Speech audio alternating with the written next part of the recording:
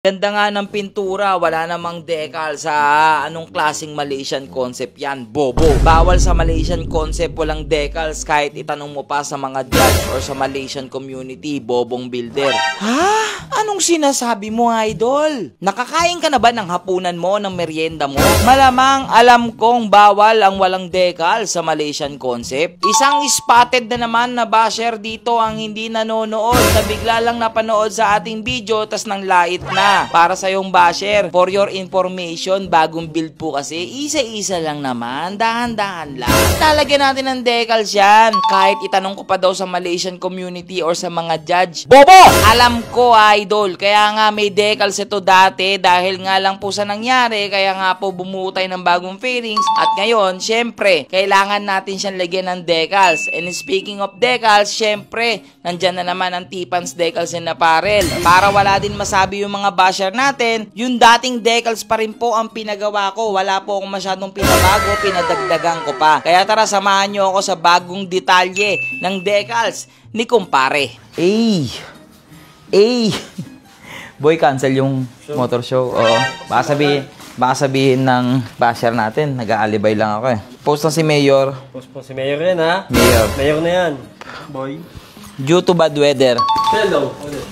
Baka next week. Hindi pa alam eh. Kasi ang problema, kung itutuloy nila ngayon, hindi mag-enjoy mga tao. Di ba? Maulan. Anyway, okay lang naman. Di ba? Kita mo naman yung kinis niya. Ha? Pinto. No? Tignan nga natin yung basahan. Uy, nahulog. Hindi. Anyway guys, okay. May pinadala na naman sa atin. Alam nyo na to. Ha? Alam mo na to? Decals ni kumpare. Doon sa basher natin na nagsasabing, kaya mo lang naman sinira yung motor mo, content lang yan kasi magpapalit ka ng kulay ng motor or decals. o ngayon, kainin mo sinabi mo. Same yung kulay, same yung decals. Pero may mga onting adjustment to. Onting adjustment lang. Like dati walang fender, may fender na. Tapos walang mga ibang detalye, meron na. So ngayon, sa lahat naman magtatanong, kanino gawa itong decals natin to? AK T-Pans decals and apparels to. Gusto mo ba ng pang motor show na decals? Madetalye, makulay, matibay, at higit sa lahat, abot kaya yung presyo. Pwede ka magpa-layout ng gusto mo, pwede mong i-customize yung napupusuan mong concept. Napakadali lang yan, puntahan nyo lang po ang kanilang Facebook page. At kung nagmamadali ka, meron din po silang orange na tindahan at lahat po ng mga decals na ginagamit po namin dito, meron din po dyan sa kanilang tindahan. I-check nyo na lang po, and masasabi ko talaga na isa si T-Pans Decals and Apparel sa pinakamagaling gumawa ng decals dito sa Pilipinas. Kaya kung gusto mo rin pumogi ang iyong motor, ano pang inaantay mo? Magpa-layout ka na kay T-Pans. So alam nyo na ha. Kaya sa mga gusto, check nyo na lang po yung kanilang website, i-check mo na lang kanilang page, i-check mo na lang din yung orange nilang tindahan. Tapos itong decals natin, kung magugustuhan nyo ito, pwede nyo rin pong i-request ito kay Sir T-Pans. Yan. Bawa, gusto ko po kagaya kay kumpare. Pero ang gusto ko nakalagay naman sa akin, kumare. Pwede yun. Ha? So, wag na natin patagalin tong decals natin. Kabitin natin to. Tapos, di ba dati naglulubog-lubog tayo? Nakakita ko ng bakanting spray bottle. Mas mabilis kasi to.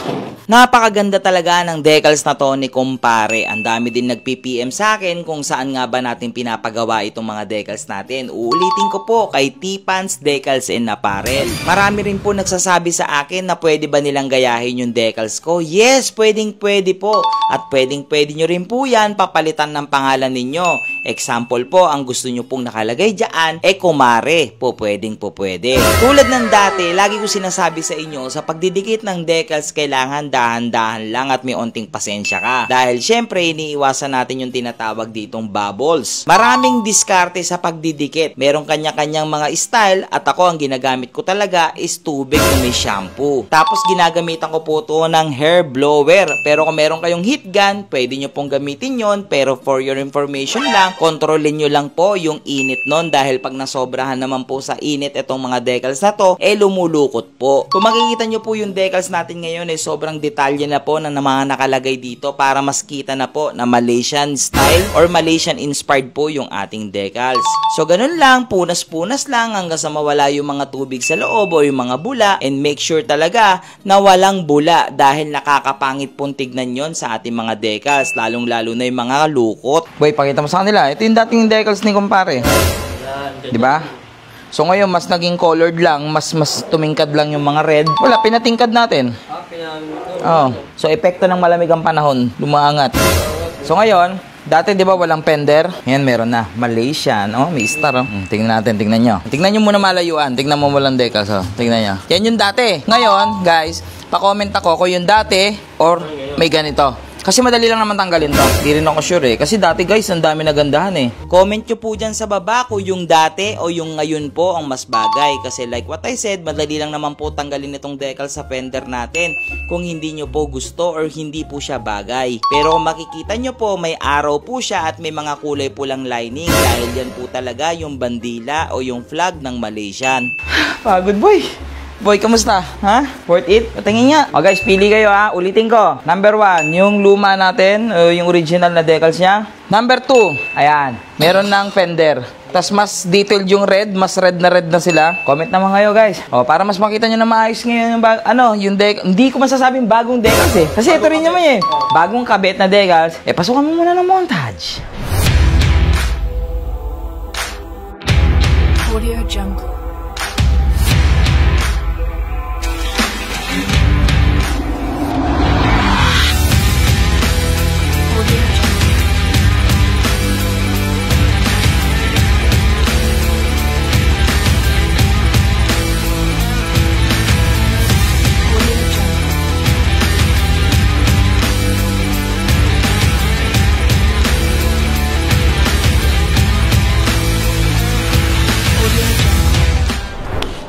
Ay, ganda boy. Iba talaga ang gawang tipang decals na paril. Iba talaga sila gumawa ng decals. Talagang babagay sa mga gusto mo. Ay, grabe ka kumpare. Iba talaga din nagagawa ng decals, no? Nung plain siya, maganda naman. Pero may kulang eh, no?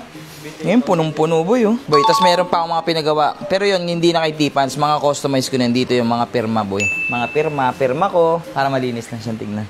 So anyway guys, pili kayo. Kasi madali lang naman tanggalin to guys. Kung ayaw nyo, ang pangit, tanggalin natin yan. So hanggang dito na lang itong video to. Maraming salamat sa iyo again, Tipan. Sa lahat ng mga gusto, check nyo yung orange sa tindahan nila at yung kanilang page. At guys, papusuan naman ulit mula kay kumpare. Sayang, postpone yung motor show. Pero okay lang.